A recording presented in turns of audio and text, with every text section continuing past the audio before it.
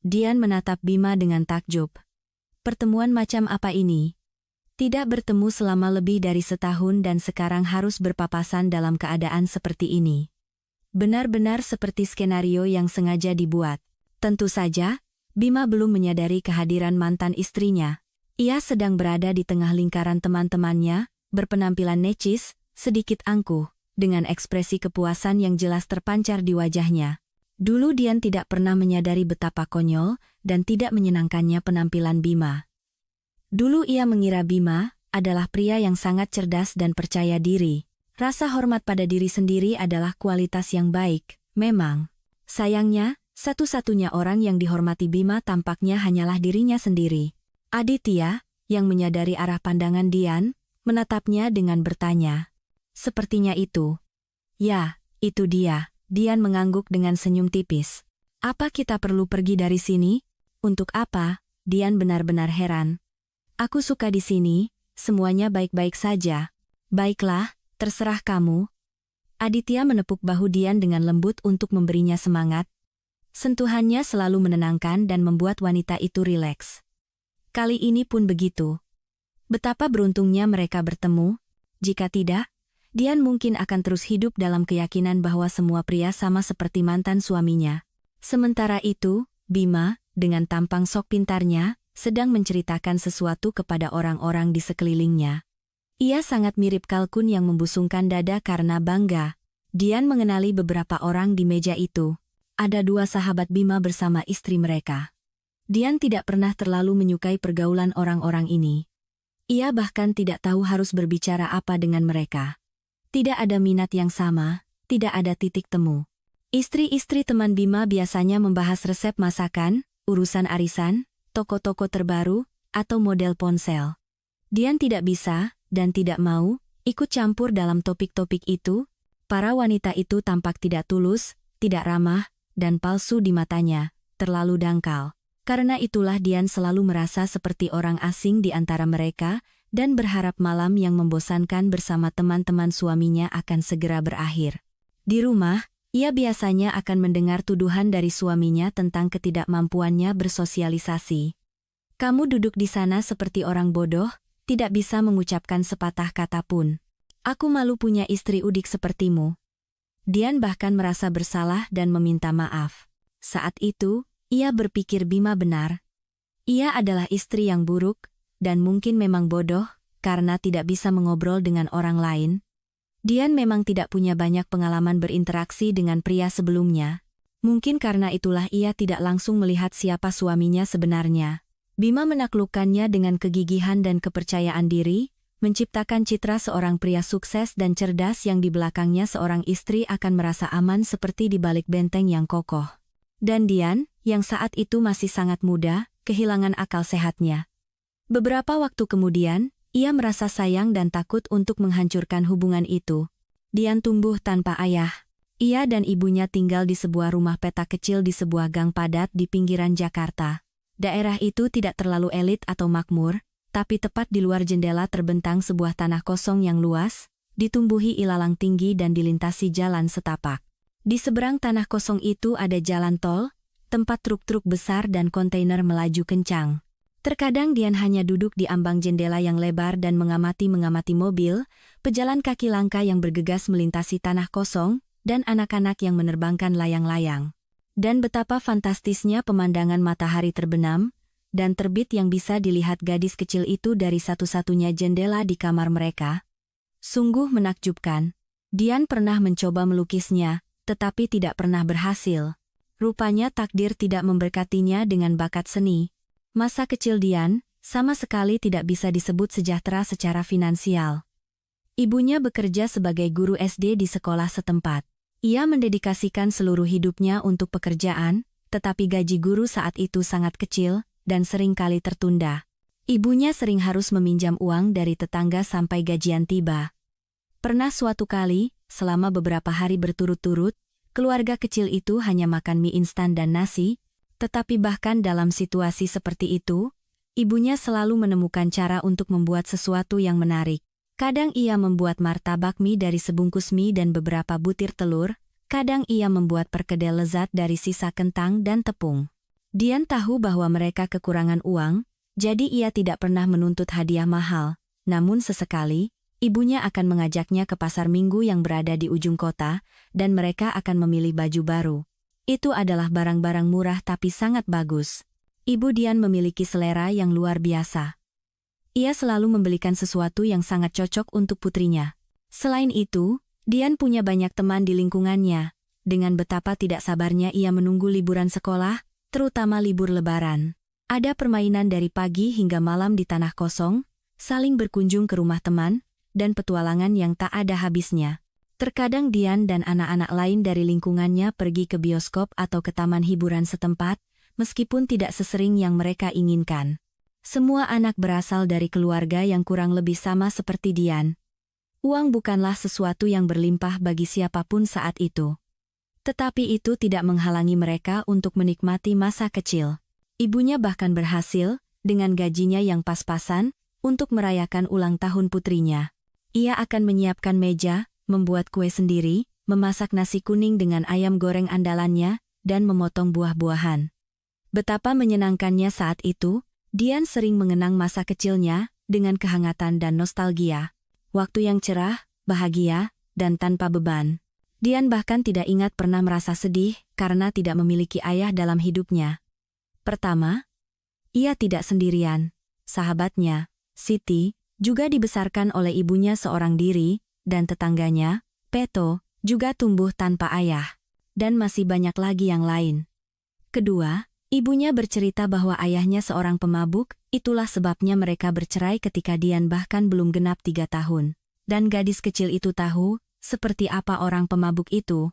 Contoh tetangga di lantai atas, Pak Udin, selalu ada di depan mata. Pak Udin akan mabuk dan membuat keributan yang memalukan di keluarganya, teriakan, makian, suara perabotan jatuh, dan tangisan anak-anak kecil yang harus hidup dalam semua itu. Tidak, terima kasih, Dian tidak butuh kebahagiaan seperti itu. Setelah perceraian, ayahnya pada awalnya masih muncul sesekali, mengajak putrinya jalan-jalan, bahkan membayar uang nafkah yang sangat kecil. Tetapi kemudian ia memiliki keluarga baru, dan sang ayah, melupakan putri sulungnya, pindah permanen ke sebuah desa terpencil. Sejak saat itu, tidak ada kabar berita darinya. Tentu saja, pembayaran nafkah berhenti. Anak-anak barunya juga butuh uang. Ibunya tidak pernah menyesalinya, bahkan di saat-saat tersulit sekalipun. Biarlah kita hidup sederhana, yang penting tenang, katanya. Dan ketenangan itu mahal harganya, percayalah, dan putrinya percaya sepenuhnya pada ibunya. Terlebih lagi, Dian tidak merasa hidup dalam kemiskinan. Ia puas dengan segalanya. Ya, Dian tidak punya ayah.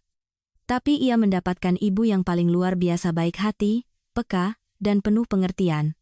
Ibunya tidak pernah memarahi putrinya karena kesalahan, sebaliknya, wanita itu akan mendudukkan gadis kecil itu di hadapannya dan berbicara panjang lebar dengannya. Percakapan itu selalu membuat hati Dian terasa lebih ringan dan pikirannya menjadi jernih.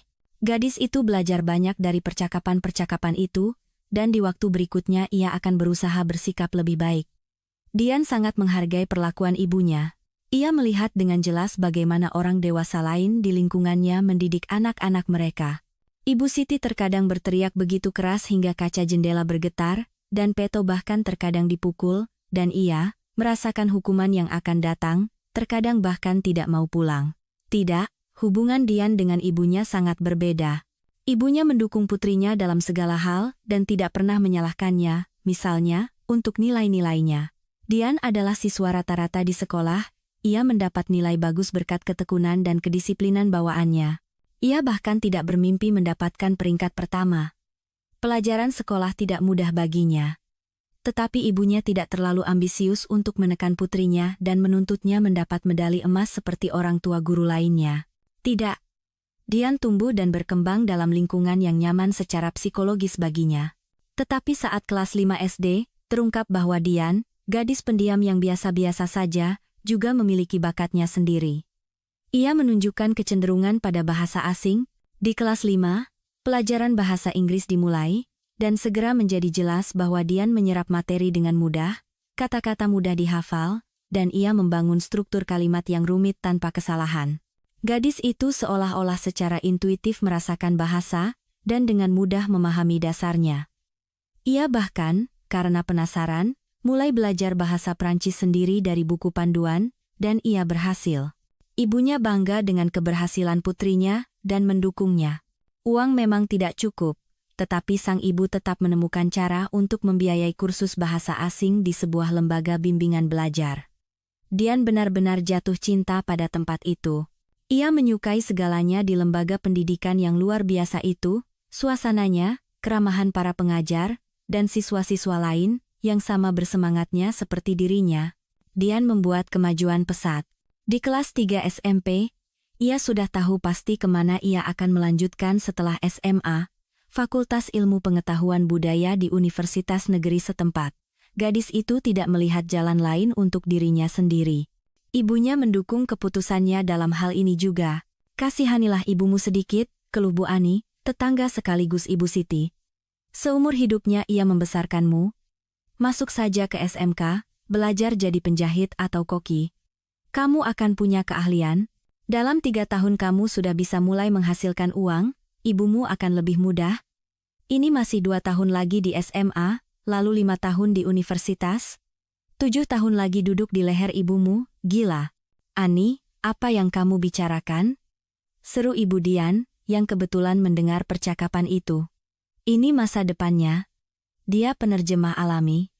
7 tahun itu bukan apa-apa, akan berlalu tanpa terasa. Ya, terserah kalianlah.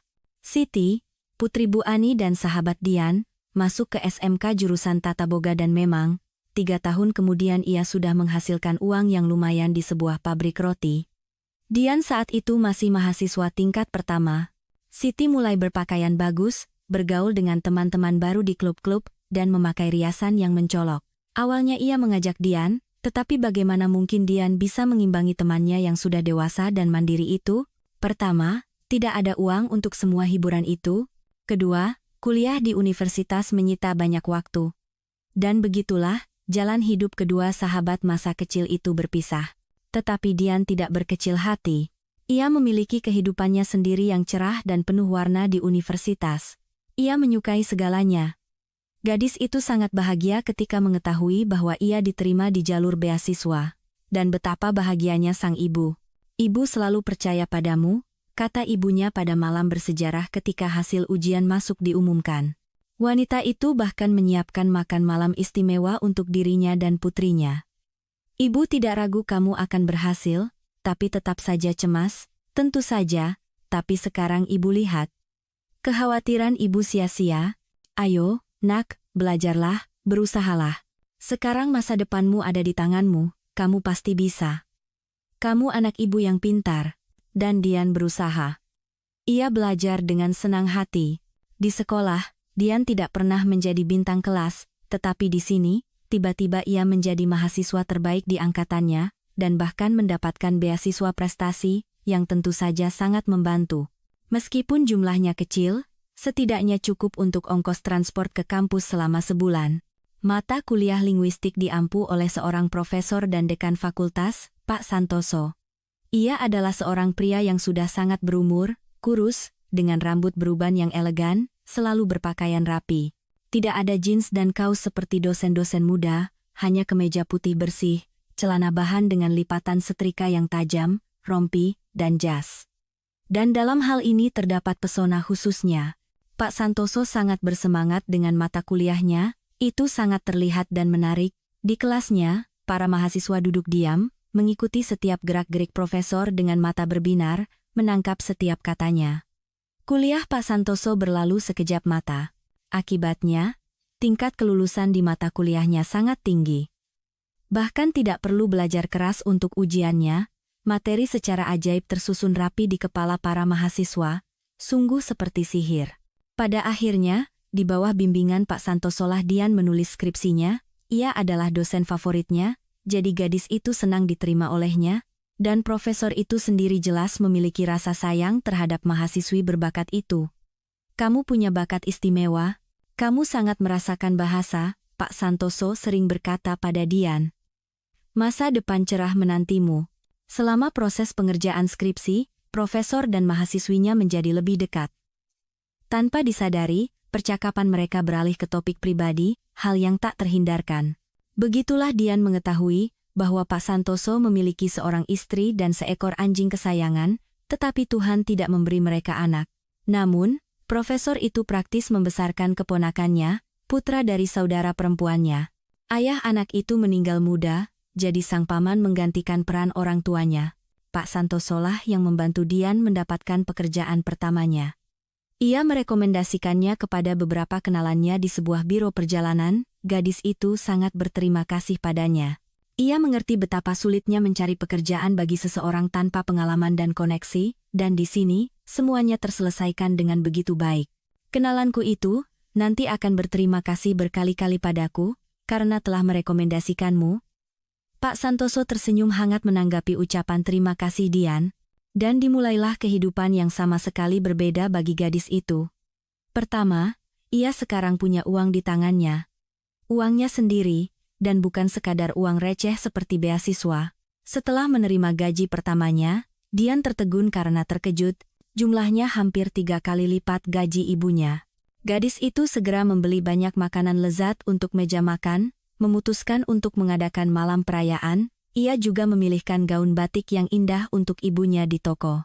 Ia tahu ibunya sudah lama memimpikan gaun seperti itu. Ibunya bahkan menangis karena bahagia untuk putrinya. Dan tentu saja, hadiah dari Dian sangat menyentuhnya. Akhirnya tiba saatnya ketika aku bisa mengatakan bahwa semua ini tidak sia-sia. Itulah kalimat yang diucapkan ibunya malam itu. Bukannya aku ragu, tapi aku tidak pernah berpikir nasibmu akan berjalan begitu baik sejak awal. Sekarang, omong-omong, akhirnya kamu bisa memikirkan kehidupan pribadimu, kehidupan pribadi. Entah bagaimana Dian selalu menghindari topik ini. Dian adalah gadis yang sangat menarik, dan ia tahu itu. Rambut hitam legam sedikit di bawah bahu, mata coklat besar, alis tebal yang melengkung, tubuh langsing, jenjang, dan tinggi. Dian sering menangkap tatapan tertarik dari para pria, tetapi ia sadar bahwa belum saatnya baginya untuk menjalin hubungan dengan siapapun. Ia harus menyelesaikan kuliah dan mandiri terlebih dahulu. Dan selama bertahun-tahun itu, ia tidak pernah jatuh cinta pada siapapun hingga melupakan rencana hidupnya dan sepenuhnya tenggelam dalam perasaan. Dian hanya ingin mapan terlebih dahulu, mendapatkan profesi, menjadi mandiri dan independen, baru kemudian yang lainnya. Di depan mata Dian ada contoh temannya, Siti. Ia menikah segera setelah lulus SMK, hamil oleh pacar barunya, dan terpaksa menikah. Pria itu, sama seperti Siti, tidak punya apa-apa. Ia seorang pemuda desa. Tentu saja, pasangan itu tinggal di rumah Ibu Siti. Pertengkaran dan gesekan menjadi lebih sering, kedamaian, dan ruang menjadi lebih sedikit. Kemudian Siti melahirkan 3 anak perempuan, satu demi satu. Kelahiran setiap cucu perempuan disambut oleh Bu Ani, Ibu Siti, bukan dengan sukacita, melainkan dengan kekesalan. Kenapa beranak seperti kelinci? Keluhnya kepada tetangga, tentang pasangan muda yang tidak bertanggung jawab itu. Di rumah petak ini sekarang kita tinggal berenam, sudah seperti tumpukan manusia. Siti bukannya bekerja, malah melahirkan setiap tahun. Dan suaminya itu, si pemalas, tidak lebih baik, masih saja mencari jati diri, dan belum menemukannya. Tidak. Dian menginginkan sesuatu yang sama sekali berbeda untuk dirinya sendiri. Ia membayangkan masa depan yang lain, suami yang cerdas dan baik hati yang mencintai dan merawat istrinya, 2 anak, laki-laki dan perempuan, apartemen pribadi yang luas, dengan renovasi yang baik. Dian tahu bahwa sekarang hal itu akan terjadi, pendidikan yang baik, pekerjaan bergengsi, gaji yang besar. Gadis itu sudah membuka rekening di bank, dan setiap bulan mentransfer uang ke sana, menabung untuk impiannya tempat tinggal sendiri. Dian, yang seumur hidupnya belum pernah melihat laut, hanya dalam beberapa tahun berhasil mengunjungi Bali, Singapura, dan bahkan Spanyol. Ia bekerja di biro perjalanan, jadi tidak sulit baginya untuk mendapatkan paket liburan last minute dengan harga murah. Gadis itu juga membawa ibunya berlibur bersamanya. Sungguh suatu kebahagiaan menyadari bahwa kau mewujudkan impian terpendam orang yang kau cintai. Ibu Dian, yang sudah mencapai usia senja, melihat laut untuk pertama kalinya. Kemudian kenangan-kenangan itu menghangatkan jiwa Dian. Ia senang karena berhasil membuat ibunya bahagia, berhasil menunjukkan padanya sepotong dunia. Namun, untuk kehidupan pribadi Dian, entah bagaimana semuanya tidak berjalan mulus, ia tidak tahu cara berinteraksi dengan pria, ia tidak punya pengalaman seperti itu. Di sekolah, Dian tidak terlalu tertarik pada anak laki-laki, ia masih terlalu kecil. Tentu saja, banyak teman sebayanya sudah berteman akrab dengan pria, tetapi Dian dalam hal ini tampaknya terlambat dewasa. Di universitas, kebetulan di angkatannya hampir tidak ada laki-laki fakultas perempuan, dan kalaupun ada, Dian saat itu fokus pada belajar, pada karier. Tidak ada waktu untuk percintaan, dan setelah itu, Dian mulai takut pada pria. Entah bagaimana mereka semua tidak bisa dipahami, berisik, kuat. Bagaimana cara berkomunikasi dengan mereka? Siapa yang tahu? Tentu saja, dari waktu ke waktu pria menaruh perhatian pada Dian, tetapi Dian menjadi takut, bingung, malu, dan melakukan segalanya agar penggemar barunya segera menjauh darinya. Gadis itu menyadari bahwa situasi seperti itu tidak normal. Ia sudah hendak pergi ke psikolog untuk mencari dan mengatasi trauma yang menghalangi terjalinnya kehidupan pribadinya, tetapi saat itulah ia muncul dalam hidupnya. Bima, pria yang tampan dan terawat, berpakaian modis dan mahal, tinggi, atletis, dengan sopan santun yang sempurna. Jelas seorang pengunjung tetap pusat kebugaran, tetapi bukan gunung otot yang berlebihan. Gaya berjalan yang ringan dan lentur, senyum yang mempesona. Ia datang ke biro perjalanan mereka beberapa kali untuk urusan pekerjaan, dan selalu menyapa Dian dengan sangat ramah. Gadis itu menangkap tatapannya dan langsung merasa malu, memarahi dirinya sendiri karena sifat pemalunya, tetapi tidak bisa berbuat apa-apa. Suatu hari mereka bertemu bukan di tempat kerja, tetapi di jalan. Hingga kini Dian tidak tahu apakah itu kebetulan atau Bima yang mengatur pertemuan yang seolah-olah tak terduga itu. Dan sekarang itu tidak penting lagi. Dian keluar dari toko buku, dan bertabrakan dengan Bima di pintu. Ia tersenyum, mempersilahkan gadis itu lewat, dan menyapa dengan ramah. Dian dengan malu menjawab sapaannya, merasakan jantungnya mulai berdebar kencang dan punggungnya merinding. Itulah efek Bima padanya. Bertemu ya bertemu, bisa saja terjadi. Dian melanjutkan perjalanannya, tetapi Bima menyusulnya beberapa menit kemudian. Awalnya ia hanya berjalan diam di sampingnya. Dian tidak tahu bagaimana harus bereaksi, dan sepertinya Bima bahkan sedikit menikmati kebingungannya. Kamu sangat manis saat malu.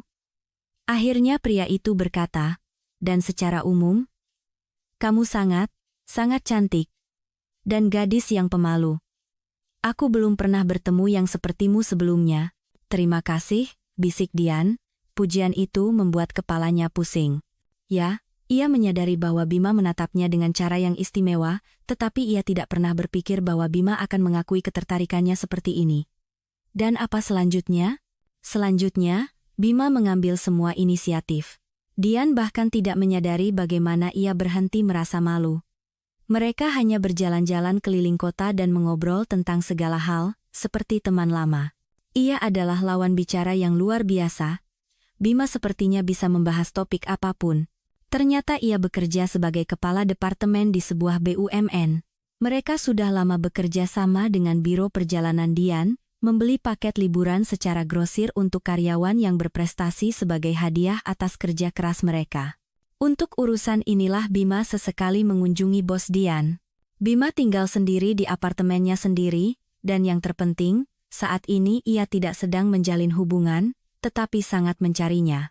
Sejak kecil aku bermimpi bertemu dengan gadis yang pemalu, lembut, dan cantik, Bima berterus terang pada Dian. Sejak kecil, idola saya adalah Putri Abu dari dongeng. Kupikir yang seperti itu sudah tidak ada lagi. Tapi kemudian aku bertemu denganmu, dan sepertinya kamu persis seperti itu. Dian saat itu meleleh oleh pujian dan perbandingannya yang terasa manis. Baru kemudian ia menyadari bahwa Putri Abu bukanlah karakter yang paling bahagia dan mandiri. Ia hidup, bekerja keras, bersabar, dan tidak pernah menunjukkan keluhan apapun. Ya, memang, istri seperti itulah yang dibutuhkan Bima. Ia bahkan tidak menyembunyikannya. Hanya saja Dian terlalu naif, dan tidak berpengalaman untuk langsung memahami segalanya. Pasangan muda itu mulai berkencan. Bima menjadi sandaran yang kokoh bagi Dian, yang selalu ia impikan. Ia tahu persis kemana mereka harus pergi, ke bioskop atau restoran. Ia sepenuhnya mengatur waktu luang mereka, memberi Dian hadiah, mengelilinginya dengan perhatian dan kepedulian. Gadis itu menyukainya saat itu, akhirnya ia tidak perlu memutuskan apapun. Sangat menyenangkan merasakan bahwa ada orang lain yang bertanggung jawab untukmu, dan Bima dengan senang hati mengambil tanggung jawab atas Dian. Setiap malam pria itu menjemputnya di kantor setelah bekerja. Mereka makan malam di sebuah restoran, lalu berjalan-jalan lama di kota, terkadang mereka pergi ke bioskop, terkadang ke arena bowling. Sesekali, pasangan itu bertemu dengan teman-teman Bima.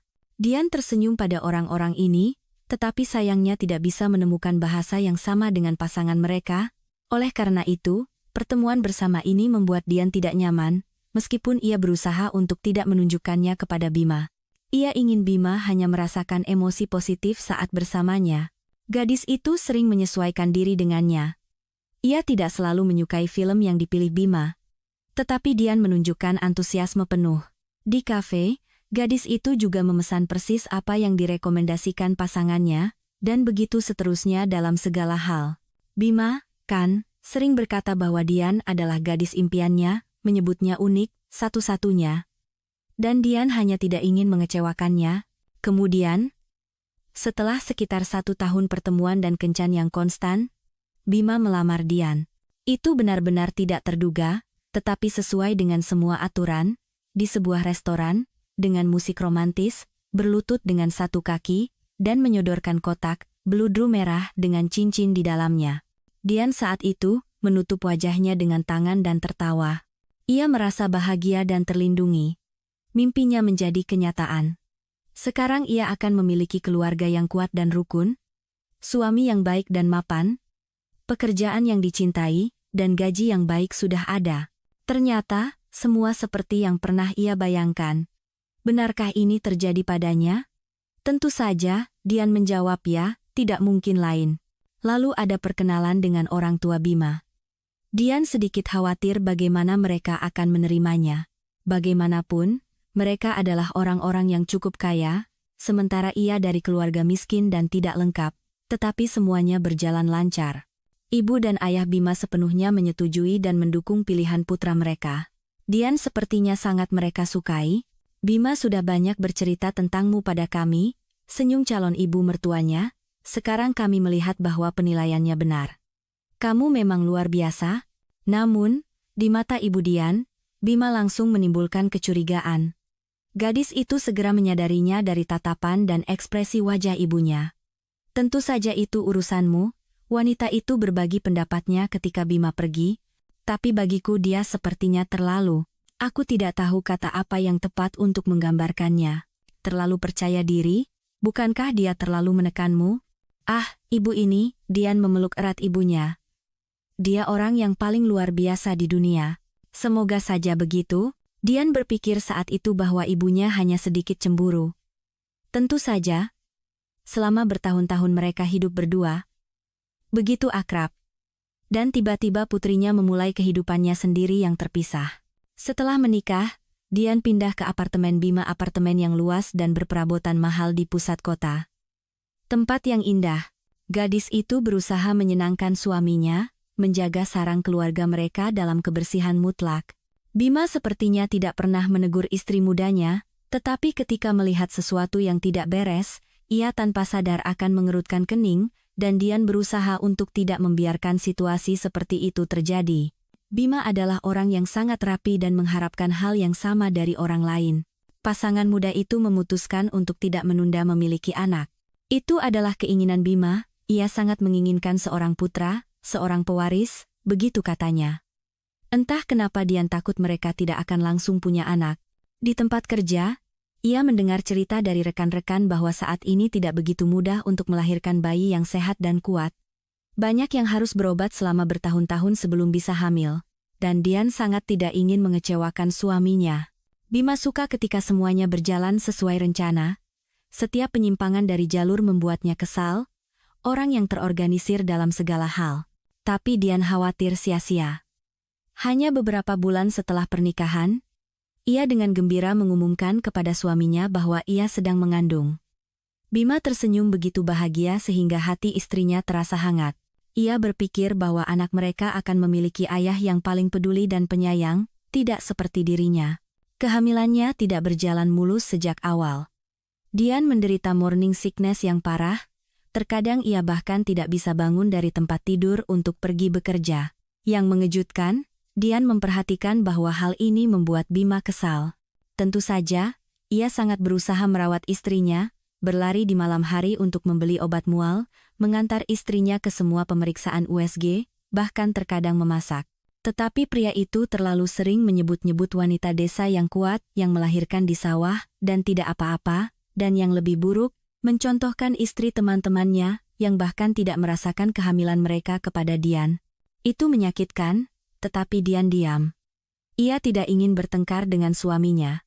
Pada salah satu pemeriksaan rutin, penyebab kondisi Dian yang buruk terungkap.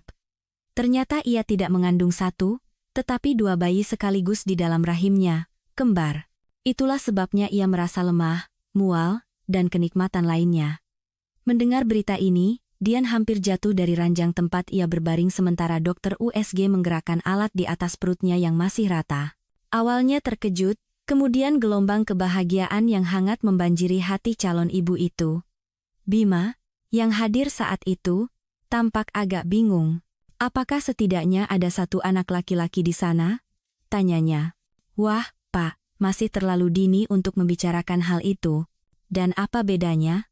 Yang penting anak-anak sehat dan berkembang dengan baik. Bima secara fanatik memimpikan seorang putra, seorang pewaris. Ia sering berbicara tentang bagaimana ia akan membawanya memancing, bagaimana ia akan mengajarinya berenang, bersepeda, berencana mendaftarkannya ke kelas gulat, karena karakter laki-laki hanya ditempa dalam olahraga. Dian bahkan takut pada USG berikutnya mereka akan diberitahu bahwa keduanya perempuan. Bima pasti akan kecewa dan mungkin akan menyalahkannya, Dian. Ya, belakangan ini Bima mulai sering mengeluh tentang istrinya. Cara masaknya tidak benar, cara membersihkan rumah tidak terlalu teliti. Tapi itu saat suasana hatinya sedang buruk. Selebihnya, ia tetap merawat Dian, tetap memberinya pujian.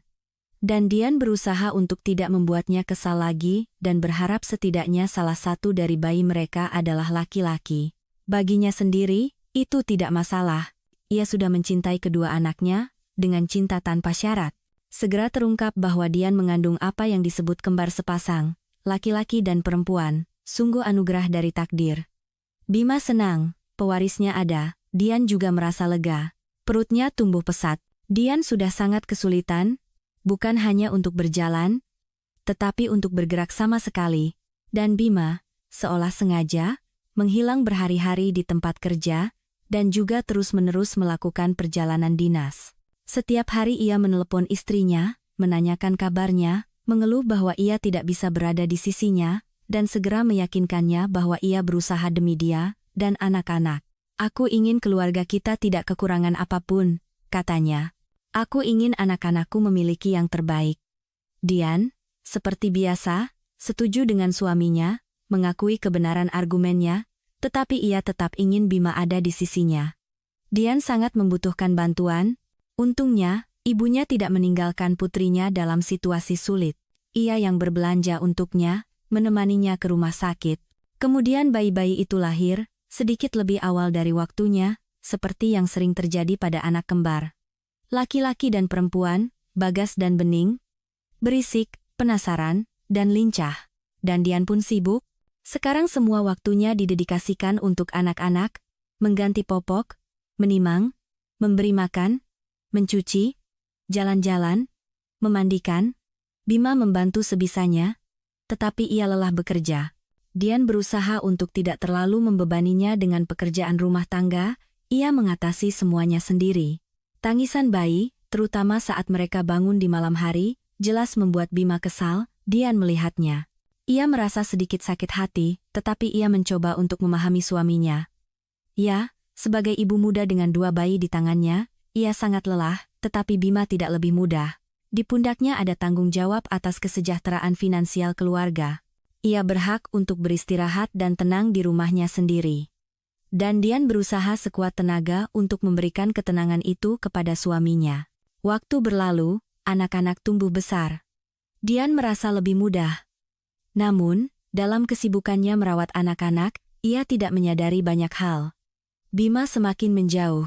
Sekarang ia tidak muncul di rumah selama berhari-hari, berminggu-minggu, dengan alasan pekerjaan. Kadang perjalanan dinas, kadang makan malam bisnis, kadang perjalanan dan pertemuan penting lainnya. Dian tidak mendalami detailnya, ia tidak punya waktu untuk itu.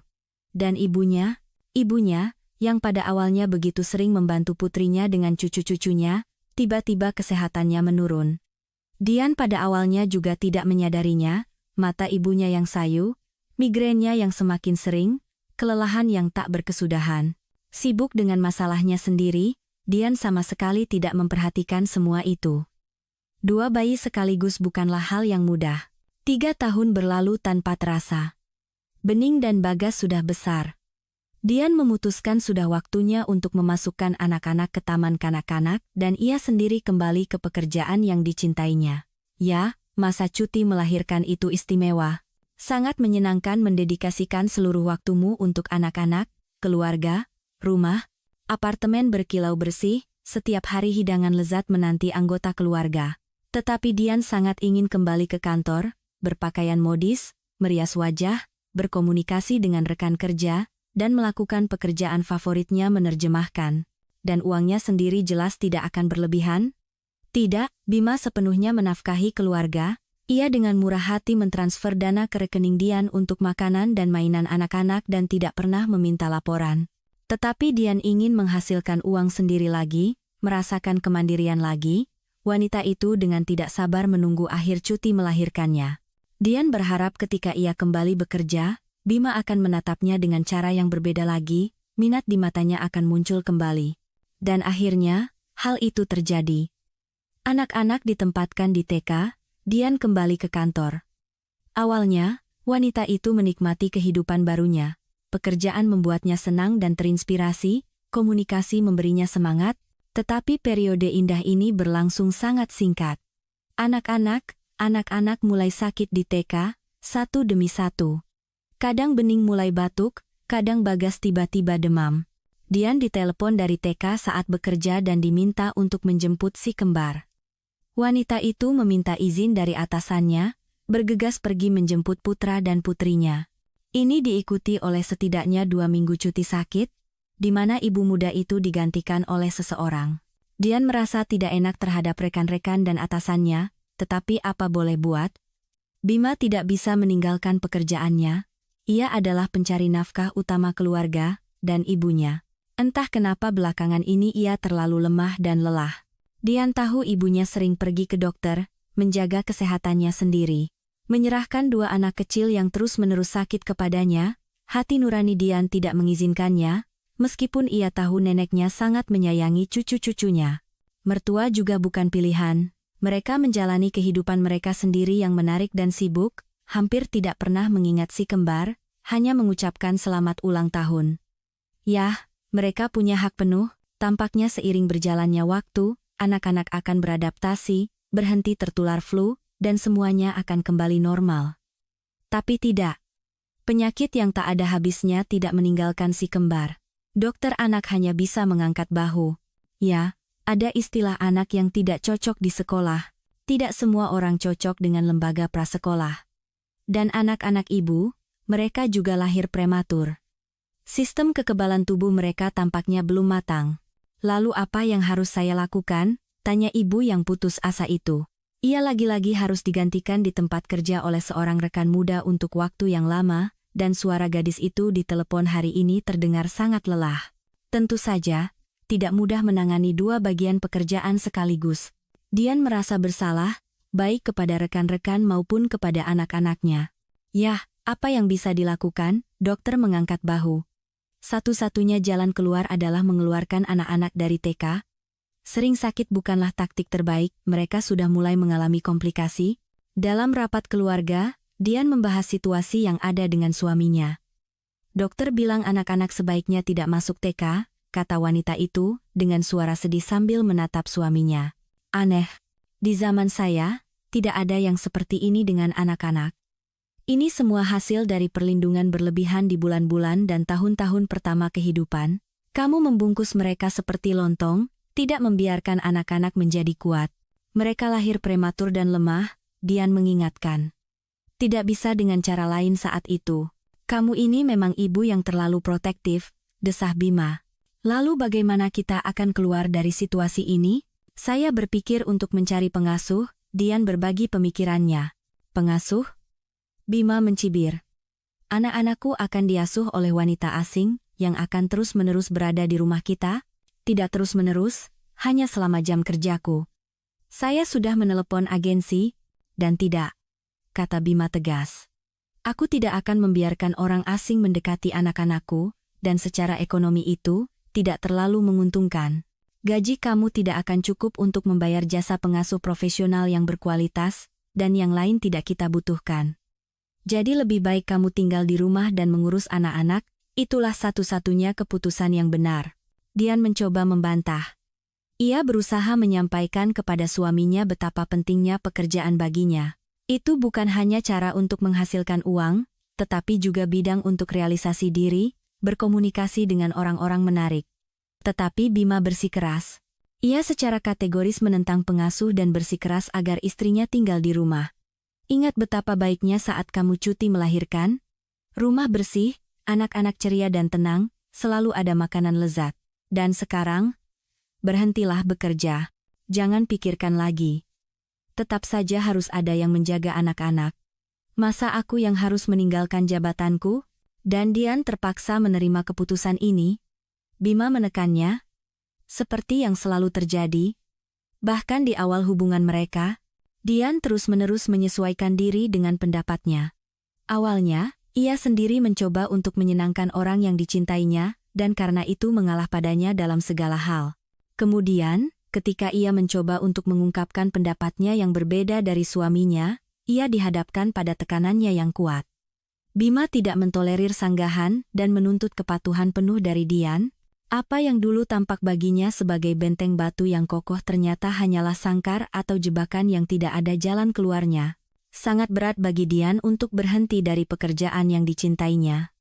Rekan-rekannya membujuknya untuk tetap tinggal, menawarkan berbagai pilihan untuk anak-anak, TK swasta, pengasuh. Tetapi wanita itu sadar bahwa Bima tidak akan setuju dengan argumen apapun. Ia telah dengan jelas menyatakan pendapatnya, dan hanya pendapatnya lah yang berhak ada. Setelah bekerja selama 2 minggu yang diwajibkan, Dian pulang dengan suasana hati yang tertekan. Ia merasa telah membuat pilihan yang salah, dan rutinitas dengan anak-anak pun kembali mengalir. Semuanya seperti biasa, mencuci, membersihkan, memasak, kegiatan edukatif. Anak-anak sudah besar, saatnya untuk les. Dian mendaftarkan si kembar ke les seluncur es dengan harapan mereka akan menjadi lebih kuat, lebih sehat, dan lebih tangguh. Dan kemudian ia bisa kembali bekerja. Tentu saja, sepertinya tidak mungkin untuk kembali ke posisi semula, posisinya sudah diisi oleh orang lain. Jadi tidak ada tempat untuk kembali, tapi bisa saja mencari pilihan lain. Waktu berlalu, hubungan dengan Bima benar-benar memburuk. Ia tidak lagi melihat istrinya sebagai separuh jiwa, wanita yang dicintai. Baginya, Dian adalah pengasuh, juru masak, tukang cuci, petugas kebersihan staf pelayan, tidak lebih. Bima hampir tidak pernah berbicara dengan istrinya, dan jika ia memperhatikannya, itu hanya untuk sekali lagi menyalahkannya atas sesuatu. Dian mencoba untuk menyentuh hati suaminya, ia secara langsung berbicara tentang perasaan dan keinginannya. Begitulah yang disarankan oleh para psikolog terkenal, utarakan apa yang ada di hatimu, jujurlah dengan pasanganmu. Tetapi Bima sepertinya sama sekali tidak tertarik pada dunia batin dan perasaan istrinya. Memangnya apa yang bisa dibicarakan denganmu? Ia mencibir. Tentang wajan, resep, dan prestasi anak-anak, siapa yang tertarik dengan obrolan ibu rumah tangga? Kata-kata itu melukai Dian tepat di jantungnya. Dulu ia adalah mahasiswa terbaik di angkatannya, kemudian seorang spesialis yang dicari, dan sekarang, terpaksa mengurus anak-anak, dan suaminya menganggapnya sebagai ibu rumah tangga kolot yang terbatas. Namun, dalam banyak hal Bima benar. Dian curiga, Bima punya selingkuhan. Terlalu sering ia pulang kerja larut malam, dan terkadang bahkan tidak pulang sama sekali, dengan alasan sibuk. Memangnya kamu mau bagaimana? Aku sendirian yang menafkahi keluarga. Bayangkan saja tanggung jawab di pundakku. Ini bukan sekadar membersihkan ingus anak-anak dan memasak sayur lodeh. Aku bekerja keras, makanya aku pulang larut. Kira-kira begitulah jawaban Bima ketika Dian mencoba menyampaikan bahwa ia perlu menghabiskan lebih banyak waktu dengan keluarga. Anak-anak tidak hanya membutuhkan perhatian ibu, tetapi juga interaksi dengan ayah, tapi Bima. Sepertinya ia benar-benar kehilangan minat pada si kembar. Dulu pria ini secara fanatik memimpikan seorang putra. Dan sekarang, ketika Bagas yang sedang tumbuh begitu merindukan ayahnya, Bima sama sekali berhenti memperhatikan anak-anaknya sendiri. Seolah-olah mereka tidak lagi menarik baginya. Sudah bosan bermain, dan kemudian ibunya. Kondisi kesehatannya menimbulkan kekhawatiran yang semakin besar bagi Dian. Ibunya menjadi kurus, pucat, dan ada kesedihan yang tak berkesudahan di matanya. Wanita itu mencoba menyembunyikan kesedihan itu di balik senyuman ketika datang mengunjungi putri dan cucu-cucunya. Ia bersikap seolah-olah tidak ada apa-apa, tetapi Dian melihatnya. Sekarang sudah tidak mungkin untuk tidak menyadarinya, dan ibunya terlalu sering pergi ke rumah sakit. Dulu tidak seperti itu. Dian mencoba bertanya pada ibunya tentang apa yang terjadi, tetapi ibunya selalu menenangkannya. Usia ibu sudah tua, apa yang kamu harapkan? Senyum ibunya, mengelus rambut Dian seperti di masa kecil. Di sampingnya, Dian, seorang ibu dewasa dengan 2 anak, kembali merasa seperti gadis kecil yang dicintai dan bahagia. Tekanan darah dan penyakit tua lainnya? Jangan dipikirkan. Semua baik-baik saja. Tetapi tidak ada yang baik-baik saja. Suatu pagi, Dian ditelepon oleh seorang tetangga yang memberitahukan bahwa ibunya semalam dilarikan dengan ambulans ke rumah sakit provinsi. Tangan dingin ketakutan mencengkeram hati Dian. Wanita itu meraih anak-anaknya, yang tidak ada yang bisa menjaganya, dan bergegas ke rumah sakit itu. Sepanjang jalan, jantungnya berdebar kencang. Ia belum pernah merasakan ketakutan sebesar itu untuk orang yang dicintainya. Dian memarahi dirinya sendiri karena percaya begitu saja pada ibunya. Lebih mudah baginya untuk berpikir bahwa orang yang dicintainya memang baik-baik saja. Pertama, hatinya lebih tenang. Kedua, tidak perlu melakukan apa-apa, Dian sudah cukup sibuk dengan anak-anak. Dan sekarang ibunya dibawa ambulans. Padahal, mungkin semua ini bisa dicegah. Dian meninggalkan anak-anaknya dengan seorang perawat muda yang setuju untuk menjaga mereka. Sepertinya ia sangat menyukai anak-anak kecil wajah yang baik dan terbuka, senyum yang manis. Saat itu, Dian hampir tidak peduli pada siapa ia meninggalkan anak-anaknya.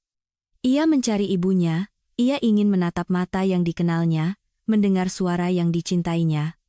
Tetapi tidak berhasil, Dian menemukan dokter yang merawat ibunya. Ternyata ia adalah seorang ahli bedah onkologi. Sungguh tak terduga. Ternyata ibunya sudah lama menderita penyakit ganas dan tak tersembuhkan. Bahwa tidak ada yang bisa dilakukan sudah jelas sejak awal. Selama beberapa tahun, para dokter berusaha semampu mereka untuk memperpanjang hidup ibu Dian yang semakin memudar. Ia mengonsumsi obat-obatan kuat, sadar betul bahwa itu bukan pengobatan, hanya penundaan. Dan ia tidak mengatakan apa-apa kepada putrinya, mungkin tidak ingin membuatnya khawatir. Tapi kami bukan Tuhan, kata dokter sambil mengangkat tangan. Kemarin ibumu masuk dalam kondisi kritis. Penyakitnya mengambil alih, seperti yang sudah diperkirakan. Ia di ICU. Tidak ada harapan, hitungannya tinggal jam. Bolehkah saya melihatnya? Air mata besar mengalir di pipi Dian. Terjadilah apa yang paling ia takuti. Orang yang paling dicintai dan terdekatnya akan segera tiada, dan tidak ada yang bisa dilakukan. Tapi Dian, ia tiba-tiba menyadari bahwa ia masih mengharapkan keajaiban. Segalanya bisa terjadi, kan? Ketika bencana besar menimpamu, dan begitu tiba-tiba, kesadaran menolak dan mencari jalan keluar. Melihatnya boleh saja, tapi ibumu, ia dalam keadaan koma. Ia tidak melihat, tidak mendengar, tidak merasakan apa-apa, tetapi Dian tetap masuk ke kamar ibunya. Sungguh tak tertahankan melihat orang yang dicintainya dalam kondisi seperti itu. Dian memegang tangan ibunya dan perlahan-lahan menyadari apa yang sedang terjadi. Ibunya tampak seperti sedang tidur, wajah yang tenang, kelopak mata yang terpejam rapat. Dian tiba-tiba berpikir bahwa ia tidak bisa mengingat pernah melihat ibunya tidur. Ibunya biasanya selalu bangun lebih dulu darinya, dan tentu saja tidur setelahnya. Dokter tidak salah, ibu Dian meninggal pada hari yang sama, hanya beberapa jam setelah putrinya yang berduka meninggalkan rumah sakit. Dian ditelepon dan diberitahu berita yang belum siap ia terima. Harus diakui, Bima mendukung istrinya di saat yang mengerikan itu. Ia sendiri yang mengatur pemakaman, mengantar anak-anak ke rumah orang tuanya, karena Dian tidak bisa menjaga mereka. Wanita itu sangat berterima kasih kepada suaminya untuk semua itu. Dian tidak menginginkan apa-apa, ia tidak tertarik pada apapun. Bahkan anak-anak untuk sementara waktu berhenti menjadi penting baginya. Wanita itu merasa sekarang ia sendirian di seluruh dunia. Ya, sendirian, meskipun memiliki anak dan suami. Bima, ia benar-benar asing, dingin, selalu tidak puas dan menghakimi. Anak-anak masih sangat kecil, dan Dian sendirian melawan seluruh dunia yang dingin dan kejam. Tetapi hidup terus berjalan. Dian harus menguatkan diri dan perlahan-lahan kembali ke rutinitas biasa. Urusan rumah tangga mengalihkan pikirannya dari pikiran-pikiran berat, si kembar kembali membuatnya bahagia. Bima bersikap seperti biasa, tidak ada yang berubah. Dingin dan meremehkan istrinya untuk hal-hal sepele, dan sangat jauh, benar-benar asing. Di tahun yang sulit setelah kepergian ibunya ini, Dian sangat ingin merasakan dukungan dan perhatian. Ia terus-menerus merasa kedinginan, bahkan di cuaca panas. Ia hanya kekurangan kehangatan manusia, yang diberikan ibunya bahkan dari kejauhan.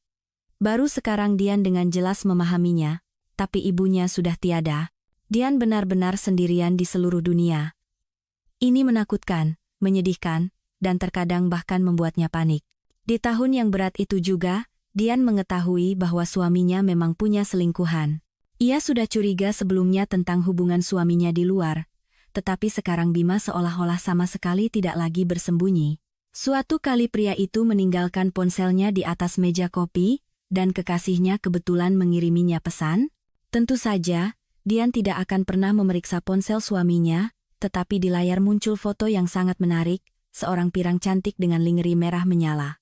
Dian melihat pesan itu, seseorang bernama Clara berteriak dengan huruf kapital bahwa ia sangat merindukan Bima dan menantikan kelanjutan petualangan semalam. Dian berpikir, baru kemarin suaminya lagi-lagi konon menginap di kantor karena laporannya belum selesai. Ternyata pria itu tidak berkutat dengan dokumen, melainkan mengalami petualangan. Dian menelusuri percakapan suaminya dengan si cantik berambut panjang itu. Ya, tidak ada keraguan lagi. Clara dan suaminya adalah sepasang kekasih, dan sudah lama. Dian meletakkan ponsel itu kembali. Apakah ia merasa sakit saat itu? Mungkin tidak. Bima sudah lama menjauh, dan Dian sadar bahwa ia punya seseorang. Tentu saja, ia pikir itu adalah gadis-gadis yang berbeda. Hubungan sesaat, tetapi ternyata Clara dan suaminya memiliki hubungan yang sudah cukup lama dan serius. Jadi Dian praktis tidak merasa kecewa. Hanya saja ada perasaan jijik di hatinya, dan harapan kecil bahwa hubungannya dengan Bima suatu saat akan membaik, benar-benar lenyap. Bahkan demi anak-anak, ia tidak akan mentolerir orang seperti itu di sisinya. Apa yang harus dilakukan? Apa yang harus diambil? Dian menyadari bahwa ia sangat rentan dalam posisinya. Ia memiliki 2 anak berusia 6 tahun dan sama sekali tidak memiliki penghasilan. Tapi tentang bagaimana mengatur hidupnya, ia akan memikirkannya nanti. Dan sekarang ia perlu berbicara terus terang dengan suaminya. Terlalu banyak kebohongan dalam hubungan mereka. Mungkin setelah percakapan yang jujur, hatinya akan terasa sedikit lebih lega. Bima keluar dari kamar mandi, duduk di sofa di depan televisi, mengambil ponselnya. Seperti biasa, ia tidak memperhatikan Dian yang duduk di sebelahnya. Suaminya tenggelam dalam membaca pesan. Dian memperhatikan wajahnya dengan saksama. Emosi apa yang akan muncul di sana? Tetapi tidak ada perasaan apapun. Dengan ekspresi tenang, pria itu membaca pesan dari kekasih mudanya. Sampaikan salam untuk Clara. Dian tidak tahan lagi. Ia ingin melihat reaksi suaminya. Bima menatapnya dengan heran. Jadi, Jadi kamu tahu? Dan semua ini dengan nada yang biasa, benar-benar tenang, seolah-olah memiliki selingkuhan bagi kepala keluarga adalah hal yang biasa. Aku tahu, angguk Dian. Ngomong-ngomong, dia cantik, kamu menggeledah ponselku. Bima berhasil bersikap seolah-olah Dian yang bersalah. Aku selalu tahu otakmu cuma sebesar hamster, tapi setidaknya aku pikir kamu jujur. Dian menarik napas dalam-dalam. Bima, setelah semua yang ia lakukan, masih berani menuduhnya tidak jujur? Sungguh sombong orang ini. Ya, aku punya pacar, suaminya tidak menyangkal. Dan dia memang cantik. Dia merawat dirinya sendiri, tidak sepertimu. Dia mencoba untuk membuatku senang dan terkejut, sedangkan kamu, di kepalamu hanya ada panci dan penyakit anak-anak. Aku tidak bisa begini. Bima tidak mencoba menyangkal. Ia dengan jujur dan tulus mengatakan kepada Dian bahwa ia adalah orang yang tidak menarik dan terbatas, yang berada di dekatnya terasa menyesakan. Itu adalah keputusan kita bersama bahwa aku menjadi ibu rumah tangga, mengurus anak-anak. Dian hampir menangis. Tapi kamu berubah menjadi ibu rumah tangga kolot biasa. Kamu jadi gemuk, jadi bodoh. Tidak mungkin berada di dekatmu. Dian menatap Bima dan menyadari bahwa baginya semua yang terjadi adalah hal yang biasa. Ia punya pacar cantik untuk hubungan romantis, untuk bersenang-senang, dan di rumah menanti seorang istri meskipun gemuk dan bodoh, tetapi memastikan kenyamanan dan patuh. Indah sekali, bukan? Hanya saja Dian tiba-tiba menyadari bahwa peran seperti itu sama sekali tidak cocok untuknya. Aku tidak bisa tinggal bersamamu, kata wanita itu. Kata-kata itu meluncur dari bibirnya sebelum ia sempat memikirkannya. Tetapi segera Dian menyadari bahwa itu adalah kebenaran. Dan? Bima bertanya. Sepertinya ia benar-benar tertarik untuk mengetahui pendapatnya untuk pertama kalinya dalam bertahun-tahun, dan aku akan pergi darimu. Dengan anak-anak, tentu saja, kita akan bercerai, kata Dian dengan tenang. Keputusan itu dengan cepat terbentuk di kepalanya. Biasanya ia tidak seberani ini, tetapi entah dari mana keberanian itu datang. Dian mengerti bahwa ia tidak bisa tinggal bersama Bima. Tidak bisa. Dan itu saja. Kalau tidak, ia akan segera kehilangan dirinya sendiri. Dan itu tidak boleh terjadi. Bima tertawa menanggapi ucapannya. Terlihat bahwa ia benar-benar merasa geli. Apa yang kamu bicarakan, dasar bodoh? Kata Bima setelah berhasil mengatasi tawa yang tidak menyenangkan itu. Kamu mau pergi kemana? Ke rumah ibuku, jawab wanita itu dengan percaya diri. Jangan khawatir, kami punya tempat tinggal. Kamu sadar tidak dengan apa yang kamu bicarakan? Dari kondisi seperti ini, dengan 2 anak, ke rumah petak, itu jauh lebih baik daripada hidup dalam kebohongan dan kedinginan, desah Dian. Saat ini ia sedang memikirkan semua masalah yang akan dihadapinya. Tanpa uang, sempit, adaptasi si kembar dengan kondisi baru, dan banyak hal lainnya. Tetapi pada saat yang sama, wanita itu mengerti bahwa keputusan yang ia ambil adalah satu-satunya yang benar. Ia tidak boleh tinggal di samping Bima. Apa kamu benar-benar akan pergi dariku? Dengan anak-anak? Bima terang-terangan terhibur. Penghinaannya dan ketidakpercayaannya pada kekuatan istrinya semua itu melukai Dian. Membuatnya ragu.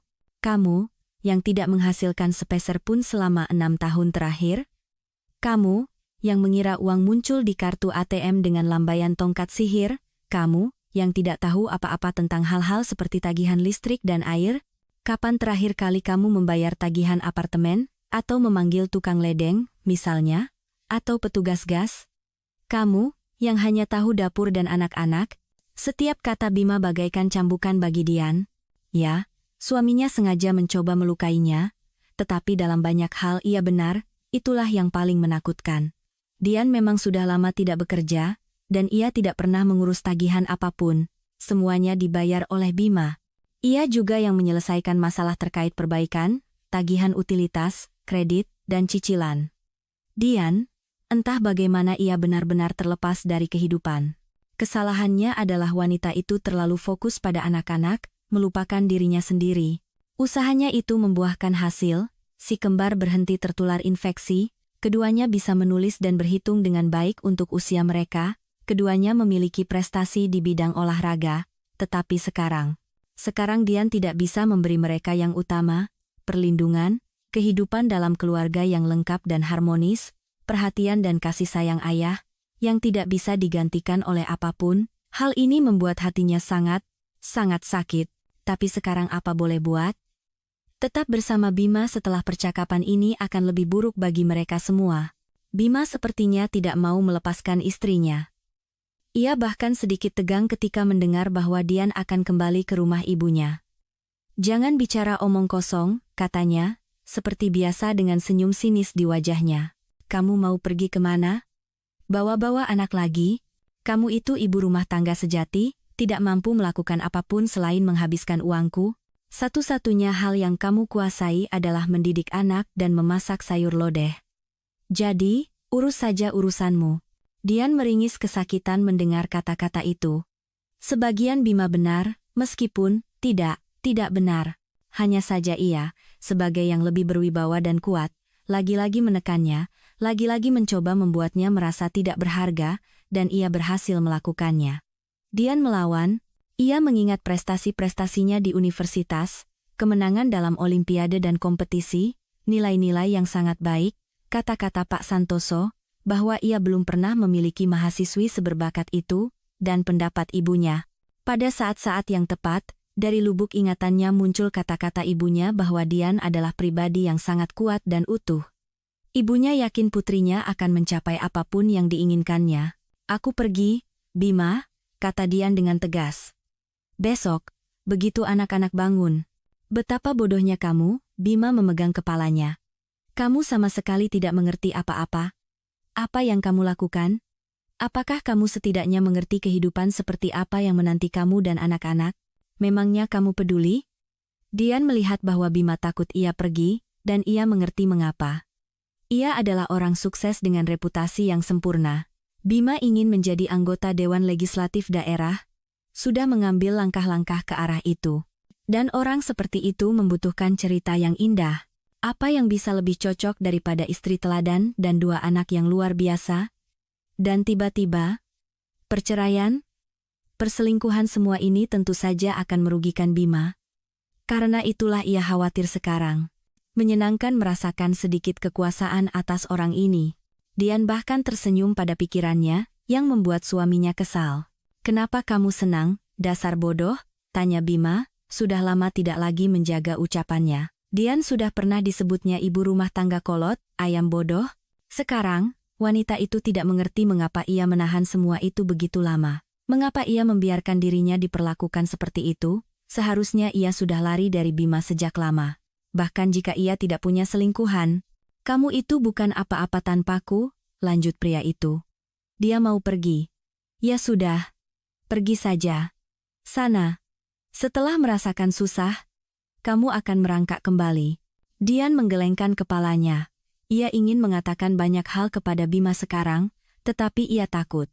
Takut jika ia membuka mulut, ia akan menangis di depannya, dan Dian sama sekali tidak menginginkan itu. Ia tidak ingin menunjukkan kelemahan di depan orang ini. Ia tidak akan mendapatkan air matanya. "Aku akan melakukan segalanya agar uang nafkah anak-anak menjadi minimal," lanjut suaminya. "Kamu akan menerima uang receh. Kamu tidak terbiasa bekerja. Kalian bertiga akan kelaparan. Kamu akan merangkak kembali kepadaku dengan berlutut, meminta maaf. Ingat kata-kataku. Kamu itu bukan apa-apa. Nol besar. Ruang kosong." Dian diam. Ia menatap Bima dan tidak bisa mengerti, bagaimana ia bisa pernah mencintai orang ini, kejam, jahat, egois, menganggap dirinya raja dunia dan tidak menghargai orang lain. Bima, kan, berperilaku seperti itu, atau hampir seperti itu, dengan semua orang. Dian sering mengamatinya. Rekan-rekannya, teman-temannya semuanya bodoh dan pecundang. Hanya Bima yang orang sempurna. Keheningan istrinya dianggap Bima sebagai ketidakpastiannya. Ia terus melukiskan prospek yang semakin suram, tentang kehidupan mandiri Dian dengan anak-anak, dan pria itu sama sekali tidak menjaga ucapannya. Ia semakin bersemangat, semakin ingin membuktikan kepada wanita itu bahwa ia bukan apa-apa tanpanya. Sepertinya Bima benar-benar percaya pada apa yang ia katakan. Dian merasa setiap kata suaminya merenggut kekuatannya. Bima menyedot energinya, membuatnya merasa tidak berharga. Sedikit lagi, dan ia akan percaya padanya. Percaya bahwa ia tidak mampu melakukan apapun tanpa suami yang berpengaruh dan sukses, memutuskan bahwa lebih baik bersabar tetapi hidup tanpa kekurangan. Diam, tiba-tiba Dian berkata, terkejut dengan betapa tenang dan tegas suaranya sendiri. Bima tertegun. Apa? Aku tidak salah dengar? Aku bilang, Dayam. Kamu sekarang. Apa kamu salah bicara, atau bagaimana? Sikap macam apa ini? Aku salah. Tapi bukan sekarang. Jauh sebelumnya. Seharusnya aku sudah lari darimu sejak lama. Kamu dengar? Aku sudah lama sadar, bagaimana kamu memperlakukanku. Bagaimana aku memperlakukanmu? Ya sebagaimana kamu pantas diperlakukan. Coba saja cari orang bodoh yang mau memperlakukanmu dengan cara lain. Sudah. Aku muak dengan pembicaraan ini. Kumpulkan barang-barangmu dan enyahlah. Dan ketika kamu merangkak kembali dengan berlutut meminta maaf, baru kita lihat bagaimana kamu akan bernyanyi. Bima berbalik dan keluar dari apartemen, membanting pintu dengan keras. Saat pergi, ia memperingatkan akan kembali keesokan harinya saat makan siang dan lebih baik, ia tidak lagi menemukan Dian di rumah. Mungkin Bima pergi ke tempat si Clara itu, karena suasana di rumah menjadi begitu tegang hingga seolah-olah percikan api beterbangan di udara. Dian mengerti bahwa suaminya memberinya waktu untuk berkemas. Ia bisa dengan tenang menginap di apartemen yang selama bertahun-tahun dianggapnya sebagai rumahnya. Dan baru kemudian mengemasi barang-barang dan pergi ke rumah petak masa kecilnya di pinggir kota, tetapi wanita itu tidak bisa lagi tinggal di tempat ini. Di sini segalanya mengingatkannya pada Bima, pengkhianatannya, dan perilakunya yang buruk. Dian merasa ketika ia pergi dari sini, ia akan merasa jauh lebih ringan. Wanita itu ternyata benar. Ia benar-benar merasakan semacam ketenangan di rumah ibunya. Di sini Dian bahagia, di sini ia benar-benar dicintai dan diterima. Kamar-kamar di rumah masa kecilnya seolah-olah dipenuhi dengan energi khusus. Anak-anak juga merasakan sesuatu. Mereka bersikap tenang dan tampak rileks. Aku suka di sini, senyum Bagas sambil memandangi rumah barunya. Aku juga. Sahut Bening. Meskipun sempit di sini, tapi sangat nyaman dan hangat. Nyaman dan hangat. Tidak ada kata yang lebih tepat. Dian merasakan hal yang sama. Dan dimulailah kehidupan yang sama sekali baru bagi keluarga kecil itu. Dian mendapatkan uang untuk sementara waktu dengan membawa perhiasan yang pernah diberikan Bima kepadanya ke Pegadaian, anting-anting emas, rantai besar, gelang yang bergemerincing. Dian tidak terlalu menyukai pernak-pernik berat dan mahal ini, tetapi Bima bersikeras istrinya harus terlihat terhormat, terutama ketika pergi bersamanya. Dian berpisah dengan perhiasan emas itu tanpa penyesalan, kenangan yang tidak terlalu bahagia terikat padanya. Perhiasan itu diterima dengan harga jauh di bawah harga beli, seperti yang biasa terjadi di Pegadaian. Dian menghitung tumpukan uang kertas yang tidak terlalu tebal itu, dan mendesah sedih. Ia mengharapkan lebih, ya. Setidaknya pernak-pernik ini berguna untuk sesuatu. Keesokan harinya setelah pindah, Dian langsung mengajukan gugatan cerai dan tunjangan anak. Bima bahkan tidak mencoba untuk membujuknya. Dian menghela napas lega, ia sudah bersiap untuk bertarung. Bima membutuhkan reputasi yang sempurna, perceraian sama sekali tidak ia butuhkan. Tetapi pria itu tidak mengatakan sepatah kata pun. Rupanya ia sudah punya rencana baru. Pengadilan memutuskan ayah harus membayar tunjangan anak dalam persentase dari penghasilan. Setelah menerima transfer pertama, Dian tersenyum sinis. Itu hanya uang receh. Bima memenuhi ancamannya, berjanji akan membayar tunjangan minimal, dan ia melakukannya. Dengan koneksinya, tidak sulit baginya untuk menyembunyikan pendapatan resminya. Yah, tidak bisa dikatakan bahwa Dian sangat terkejut. Ia sudah lama mencari pekerjaan, sadar bahwa sepertinya tidak mungkin lagi hanya mengurus rumah dan anak-anak. Tidak apa-apa. Si kembar sudah hampir masuk SD. Dian dengan sangat cepat, hanya dalam 2 minggu, membiasakan mereka untuk mandiri. Sekarang Bening dan Bagas bisa memanaskan makanan sendiri, mencuci piring mereka sendiri, dan membersihkan rumah. Mereka tidak lagi membutuhkan pengawasan ibu selama 24 jam. Secara paralel, Dian mempersiapkan si kembar untuk masuk TK, membawa mereka ke dokter, mengumpulkan surat-surat yang diperlukan. Kurang dari setahun lagi masuk sekolah. Tidak masalah. Bahkan beberapa bulan di TK penting bagi Dian, karena ia perlu bekerja. Tapi dengan pekerjaan, tidak ada yang berhasil. Dian sudah terlalu lama di rumah, dan sebelum cuti melahirkan, ia hanya sempat bekerja sebentar.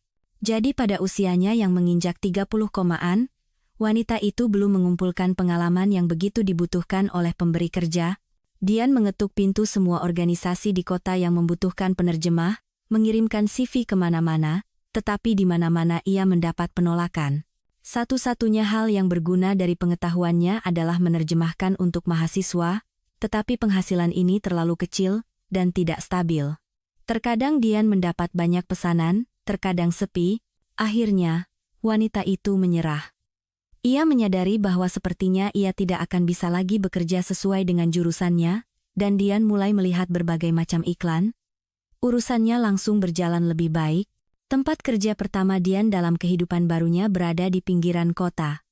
Itu adalah pasar induk besar tempat wanita itu mencoba peruntungan sebagai penjual sayur. Pekerjaannya tampaknya paling sederhana, menimbang sayuran untuk pembeli, menyebutkan harga, menerima uang. Tetapi ada juga jebakannya. Pemiliknya sering memarahi Dian karena sayuran terlalu cepat menguap. Ia membela diri, membuktikan bahwa semuanya terkendali, membangun rantai yang jelas, jumlah sayuran di awal hari, penjualan, pendapatan. Semuanya selalu cocok bagi Dian.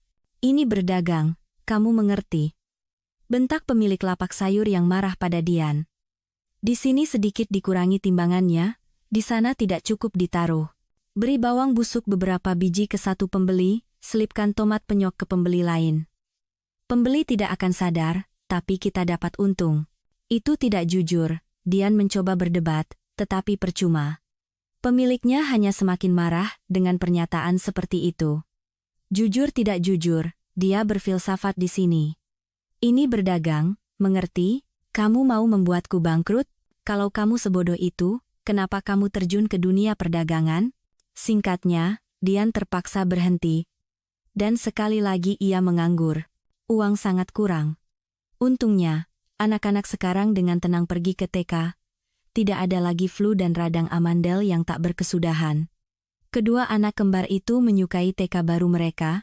Ngomong-ngomong, mereka masuk ke lembaga prasekolah yang sama dengan ibu mereka dulu. Dian kembali mencari pekerjaan. Ia tidak mau lagi menjadi penjual. Wanita itu sadar itu bukan bidangnya. Ia tidak punya kelihayan atau kelicikan yang begitu dibutuhkan oleh pemilik semua kios itu. Sebaliknya, Dian diterima sebagai petugas kebersihan di pengelola apartemen.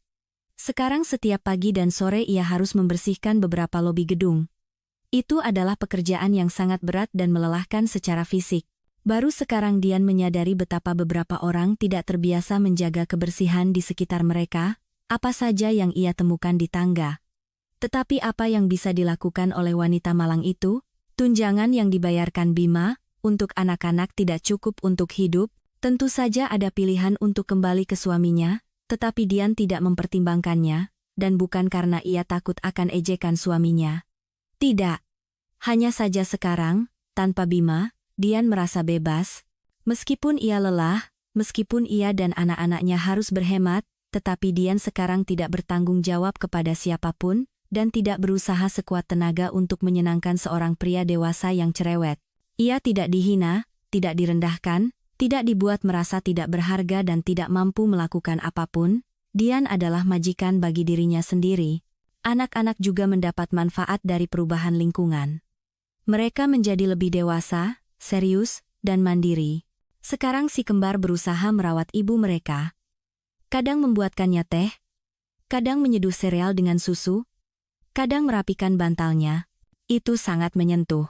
Bagas dan Bening melihat betapa beratnya ibu mereka kasihan padanya, mencoba mendukungnya. Hanya kepedulian pada anak-anak yang memberi Dian kekuatan untuk terus maju. Air dingin, lobi kotor, punggung yang sakit di akhir hari. Wanita itu harus berjuang keras, tetapi ia tidak melihat jalan keluar lain. Dian terus mencari pekerjaan sesuai dengan jurusannya, tetapi tidak ada yang menanggapi CV-nya. Terlalu sedikit pengalaman, jeda yang terlalu besar dalam riwayat kerja. Kemudian di pengelola apartemen berganti pimpinan. Sapu baru menyapu dengan caranya sendiri. Dan kepala baru itu memecat semua petugas kebersihan. Ia memutuskan lebih murah dan lebih berkualitas menggunakan jasa perusahaan kebersihan dari luar. Dan Dian kembali kehilangan pekerjaan. Wanita itu putus asa. Tanggal 1 September semakin dekat, si kembar harus dipersiapkan untuk sekolah. Bima sepertinya benar-benar melupakan dia dan anak-anaknya. Ia mentransfer uang receh sebagai tunjangan dan menganggap semuanya baik-baik saja, dan meminta bantuannya setelah semua yang ia katakan saat itu, Dian tidak bisa. Meskipun ia sadar bahwa Bima adalah ayah si kembar sama seperti ia adalah ibu mereka, dan ia memiliki kewajiban dalam mendidik anak-anak, yang belakangan ini ia hindari dengan mahir, bantuan datang dari tempat yang tidak disangka Dian. Siti, teman masa kecilnya itu, mengetahui keadaan Dian yang sulit, ia menawarkan pencalonannya kepada seorang kenalannya. Kenalannya itu memiliki toko kelontong di lingkungan sekitar, menjual segala macam barang dari A sampai Z, bahan kimia rumah tangga, produk makanan, semuanya sedikit-sedikit. Dian takut untuk kembali ke dunia perdagangan, mengingat pengalaman masa lalunya. Tetapi tidak ada waktu untuk berpikir. Ternyata semuanya jauh lebih sederhana daripada di pasar sayur. Tidak perlu menipu timbangan atau hitungan siapapun.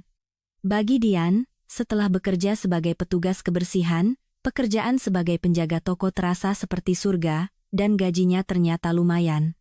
Dian kembali bersemangat. Sekarang ia bisa mempersiapkan putra dan putrinya untuk sekolah.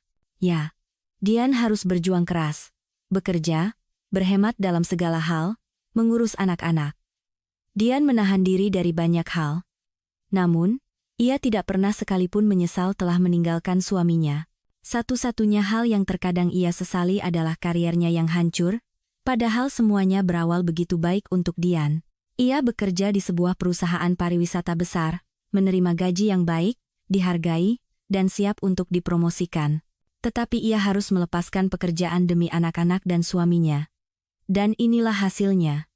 Apakah pantas belajar 5 tahun di universitas untuk bekerja di toko kelontong kecil di lingkungan sekitar? Orang tanpa pendidikan pun bisa melakukannya. Suatu malam, seorang pria tua yang tinggi masuk ke toko. Lonceng pintu berbunyi. Dian, yang saat itu sedang melamun tentang sesuatu yang penting, tanpa sadar terkejut dan mengalihkan pandangannya ke pengunjung itu. Wajah yang familiar, tatapan itu, cara berjalan itu. Dian membeku. Ia tiba-tiba mengenali dosen universitasnya, Profesor Santoso. Dialah yang dulu meramalkan masa depan cerah bagi mahasiswi berbakat itu. Semoga saja Pak Santoso tidak mengenalinya. Entah kenapa Dian merasa malu bertemu dengan orang ini. Tidak ada yang memalukan dalam profesi penjaga toko. Dian tahu itu, hanya saja Pak Santoso. Ia begitu percaya padanya, begitu senang dengan keberhasilannya.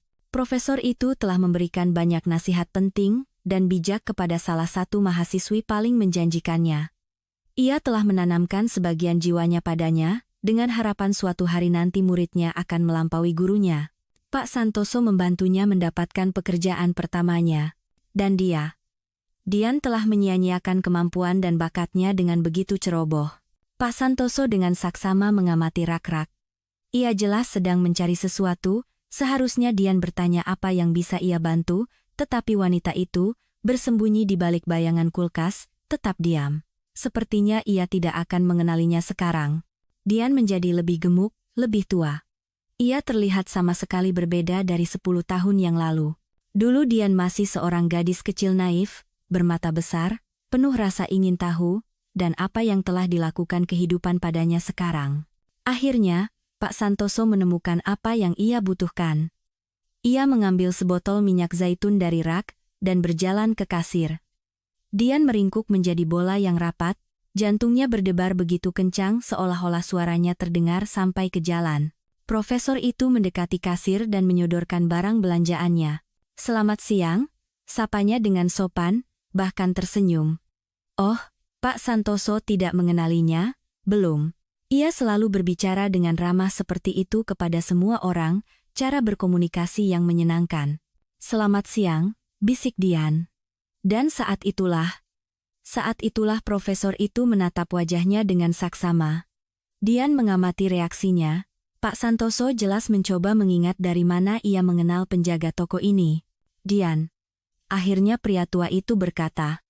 Tidak yakin. Ia masih sangat ragu. Tapi tidak mungkin menyangkal. Dian mengangguk dalam diam. Apa yang kamu lakukan di sini? Tanya profesor itu heran. Bagaimana bisa kamu bekerja sebagai penjaga toko, dengan kemampuanmu itu?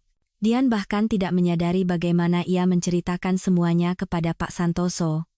Mungkin ia sedang terburu-buru, tetapi pria itu tidak menunjukkannya. Profesor itu dengan saksama menangkap setiap kata mantan mahasiswinya, tidak pernah memotongnya. Dan Dian, yang mengejutkan dirinya sendiri, menyadari bahwa ia sudah lama ingin berbagi ceritanya dengan seseorang. Wanita itu bercerita tentang hubungannya yang rumit dengan suaminya, tentang pengkhianatannya, tentang perceraian, tentang bertahan hidup dengan 2 anak kecil. Dan secara ajaib, hatinya terasa lebih ringan. Dian merasakan dukungan dan simpati tanpa kata dari Pak Santoso. Itu memberinya semangat, memberinya kekuatan. Yah, hidup memang tidak memanjakanmu, ya, simpul Pak Santoso ketika Dian selesai berbicara, tapi seharusnya tidak seperti ini. Orang sepertimu harus bekerja sesuai dengan profesimu. Sesuai profesi, mereka tidak mau menerima lagi. Dian mengangkat tangan. Pengalaman sedikit, jeda kerja besar. Kadang-kadang saya menerjemahkan untuk mahasiswa dengan bayaran kecil, kalau ada waktu. Untuk kesenangan, dan agar tidak kehilangan keahlian. Begitulah nasibnya, rupanya. Nasib, profesor itu bergumam termenung. Nasib mungkin yang mengatur pertemuan kita hari ini. Aku, kan, kebetulan saja berada di daerah ini. Turun di halte yang salah, memutuskan untuk berjalan kaki pulang. Di jalan, mampir ke sini. Ya, menarik sekali jadinya, senyum Dian. Ia tidak lagi malu pada profesor itu, ia jelas mengerti situasinya yang putus asa, dan bahkan merasa kasihan pada mantan mahasiswinya. Sebaliknya, sekarang Dian senang dengan pertemuan ini. Ia kembali berkomunikasi dengan Pak Santoso yang cerdas dan terpelajar. Ia dengan sabar mendengarkannya dan memberinya semangat. Dan dengan penampilannya saja, Pak Santoso mengingatkan Dian pada masa-masa bahagia ketika ia adalah seorang mahasiswi berbakat dan menjanjikan yang memiliki masa depan cerah. Dian tiba-tiba teringat bahwa ia cerdas, berbakat, mampu, dan pekerja keras. Pertama Bima, kemudian keadaan hidup yang terkait dengan perceraian, membuatnya melupakan hal itu. Dian merasa dirinya tidak berharga, menyalahkan dirinya sendiri atas segala hal yang mungkin terjadi, tapi ia tidak seperti itu. Ia sama sekali berbeda, profesor itu mengingatkannya akan hal itu. Begini saja, kata Pak Santoso dengan tegas dan penuh semangat, aku tidak bisa tinggal diam melihat situasi ini, keponakanku adalah pendiri perusahaan Cipta Graha. Perusahaan itu bergerak di bidang jual beli properti di luar negeri. Tentu saja saya tahu perusahaan itu, senyum Dian. Wah, saya tidak menyangka pemiliknya adalah keponakan Anda, saya kira itu orang asing. Bukan, keponakanku yang mendirikannya. Pak Santoso tersenyum sedikit bangga, dan aku bahkan sedikit membantunya dalam beberapa hal. Tapi dia sendiri hebat, selalu seperti itu. Apakah kamu mau bekerja untuk mereka? Anda bercanda? Saya sudah membanjiri bagian HRD mereka dengan CV, tidak ada jawaban. Saya bahkan menelepon untuk menanyakan apa masalahnya. Jawaban di telepon standar, pengalaman sedikit, jeda kerja besar, dan pekerjaannya sendiri menuntut kualifikasi tinggi. Menjadi karyawan Cipta Graha bagi saya adalah mimpi yang mustahil. Bisa diwujudkan. Bantah Pak Santoso dengan penuh semangat. Tentu saja, CV-mu tidak terlihat bagus. Tapi mereka, kan, karyawan HRD. Mereka tidak mengenalmu sebagai pribadi, sebagai penerjemah berbakat. Aditya nanti akan berterima kasih padaku, karena mendapatkan karyawan sepertimu. Pak Santoso meminta nomor telepon Dian. Dengan suara bergetar karena gugup, Dian mendiktekan angka-angkanya. Ia masih tidak percaya. Di kepalanya tidak bisa dimengerti bahwa hidupnya akan segera berubah begitu drastis. Hanya saja Dian tidak bisa membayangkan bahwa semuanya akan menjadi lebih luar biasa dan menakjubkan daripada yang bisa dibayangkan. Pak Santoso menepati janjinya. Keesokan harinya, Dian ditelepon dari Ciptagraha dan diundang untuk wawancara. Dian gugup seperti sebelum ujian terpenting dalam hidupnya. Ia takut menunjukkan sisi terburuknya, takut mengecewakan Pak Santoso yang telah menjaminnya, tetapi wawancara berjalan sukses. Dian dengan mudah menyelesaikan tugas-tugas yang diberikan oleh pewawancara yang tampak tegas. Wanita itu melihat dari reaksi karyawan yang melakukan wawancara, bahwa ia puas dan bahkan sedikit terkejut. "Kami akan menghubungi Anda dalam waktu dekat," katanya sambil tersenyum hangat kepada pelamar. Dan Dian meninggalkan Ciptagraha dengan keyakinan penuh bahwa memang akan begitu. Ini bukan basa-basi biasa seperti frasa, "Kami akan menghubungi Anda jika ada," melainkan janji untuk menghubungi kandidat dalam waktu sesingkat mungkin. Begitu melihat kantor Ciptagraha, Dian tahu bahwa ini adalah tempatnya. Ia menyukai segalanya di sini. Suasana, atmosfer kerja, bahkan calon rekan kerja yang terlihat bersemangat dan terinspirasi. Pekerjaan impian. Dian dihubungi kembali, diberitahu dokumen apa saja yang harus dibawa, dan kapan harus mulai bekerja di kantor. Kebahagiaan wanita itu tak terkira. Bagaimana jika Pak Santoso tidak mengenalinya? Atau sama sekali tidak masuk ke toko kelontong kecil yang kebetulan ia lewati? Sekarang ia tidak mau memikirkannya lagi. Dian menyukai pekerjaannya, begitu pula dengan rekan-rekannya.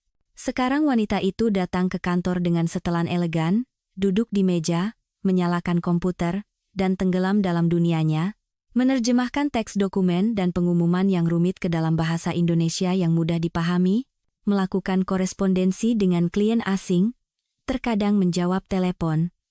Awalnya, rekan-rekan bersikap waspada terhadap orang baru. Di Ciptagraha, hanya yang terbaik dari yang terbaik yang bisa masuk.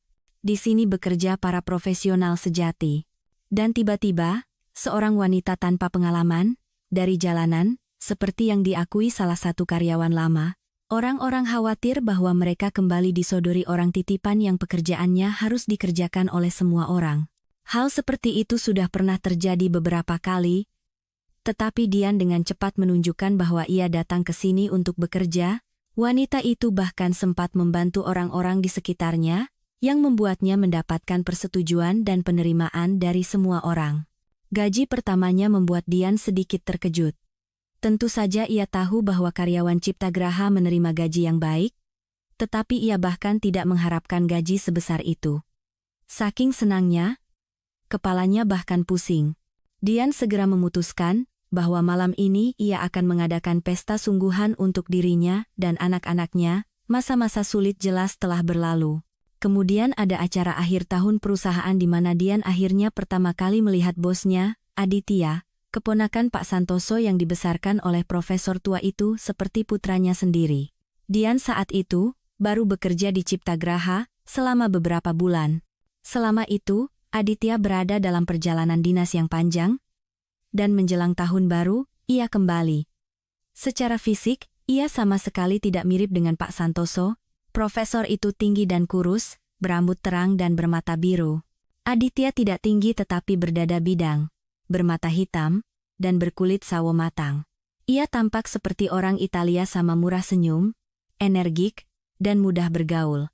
Dian terus berpikir bagaimana cara mendekati Aditya untuk berterima kasih atas pekerjaannya. Ia sendiri yang melihat karyawan baru itu, dan mendekat untuk berkenalan, dan mereka mengobrol sepanjang malam. Ternyata mereka memiliki pandangan yang sama tentang banyak hal, menyukai film yang sama, mendengarkan musik yang sama, bahkan memimpikan hal yang serupa. Itu luar biasa. Dian baru pertama kali berbicara dengan Aditya, tetapi ia merasa seolah-olah sudah mengenalnya seumur hidup, dan pria itu merasakan hal yang sama. Ia sendiri yang mengatakannya. Kepala Dian bahkan pusing karena semua yang terjadi. Entah kenapa ia langsung percaya sepenuhnya pada Aditya. Wanita itu sudah lama tidak merasa cantik, diinginkan, menarik, dan tiba-tiba, pria ini begitu dapat diandalkan, begitu kuat, begitu berpengaruh menatapnya seolah-olah kebahagiaannya bergantung padanya. Dian tidak berpikir bahwa dari simpati mereka yang tiba-tiba muncul akan menjadi sesuatu yang serius. Lagi pula, untuk apa pria seperti itu mau dengan seorang janda dengan 2 anak? Ia bisa menemukan gadis cantik yang benar-benar bebas, lebih muda, lebih cantik, tanpa masa lalu. Pasti ada ratusan yang seperti itu di sekelilingnya. Tetapi Aditya, sejak pertemuan mereka, ia jelas tidak memperhatikan orang lain. Mereka mulai berkencan. Inisiator hubungan ini tentu saja Aditya. Dian bahagia. Ia menyukai kepercayaan diri dan kegigihan Aditya. Pria itu dengan cepat menemukan bahasa yang sama dengan si kembar. Setiap kali mereka dengan tulus senang bertemu dengan Aditya, dan ia berusaha untuk lebih sering mengejutkan mereka, kadang mengajak ke taman hiburan, kadang ke taman rekreasi yang menakjubkan. Berbeda dengan Bima, ia selalu tulus tertarik pada pendapat pasangannya. Dian merasa benar-benar bahagia. Pak Santoso senang dengan hubungan mereka, mengatakan bahwa sekarang ia benar-benar tenang tentang keponakannya. Dan bagi Bening dan Bagas, profesor tua itu menjadi seorang kakek baik hati, perhatian, dan bijaksana. Baru-baru ini Aditya melamar Dian. Tidak bisa dikatakan bahwa ini menjadi kejutan total bagi wanita itu. Peristiwa inilah yang hari ini dirayakan oleh Dian dan Aditya di restoran. Bening dan Bagas mereka antar ke rumah Pak Santoso di jalan. Ia selalu senang memiliki kesempatan untuk berinteraksi dengan anak-anak, dan di restoran, ada Bima. Sombong, dengan setelan mahal yang modis, berbicara dengan segelas anggur di tangannya. Di sebelahnya ada seorang gadis pirang cantik Clara yang sama dari foto di telepon. Mungkin mereka sekarang tinggal bersama di apartemen mereka dulu, tetapi gadis itu sama sekali tidak terlihat bahagia. Tatapan sayu, gerakan ragu-ragu sambil melirik pasangannya. Wah, di foto Clara terlihat begitu berani, begitu percaya diri. Apakah Bima berhasil menekan burung ceria ini juga? Betapa berbahayanya orang ini. Dian tidak melepaskan pandangannya dari mantan suaminya, dan akhirnya ia merasakan tatapan itu. Bima berbalik ke arahnya. Kebingungan sejenak melintas di matanya yang menyipit. Ia tidak menyangka akan melihat mantan istrinya di tempat semahal ini. Pasangan itu tidak berkomunikasi, tetapi mungkin dari beberapa kenalan bersama, Bima tahu bahwa Dian berada dalam kesulitan. Mungkin pria itu masih menunggu Dian merangkak kembali kepadanya memohon bantuan. Yah. Sekarang ia mengerti bahwa itu tidak akan terjadi. Aditya mengerti apa yang terjadi, beberapa kali menawarkan Dian untuk pergi, tetapi Dian, yang mengejutkan, merasa tenang. Ia bahkan senang Bima melihatnya seperti ini cantik, sukses, di samping pasangan yang mencintainya. Bima tetap saja mencari momen untuk mendekati mantan istrinya. Dian pergi ke toilet wanita untuk merapikan riasannya. Mungkin Bima melihatnya dan mengikutinya. Halo, istriku, senyum pria itu sinis, menyusulnya di lobi. Halo, Dian tersenyum menawan. Pria ini tidak lagi memiliki kekuasaan apapun atasnya. Sama sekali tidak ada. Wah, kulihat kamu sudah hidup enak ya, lanjut Bima dengan suara manis yang dibuat-buat. Betapa tidak menyenangkannya dia licik, tidak tulus. Aku tidak menyangka darimu. Mengakui saja, sepertinya pemalu, ibu rumah tangga, tapi bisa hidup enak begini, menemukan mangsa kaya raya, ya, hebat. Bima jelas ingin menyakiti Dian.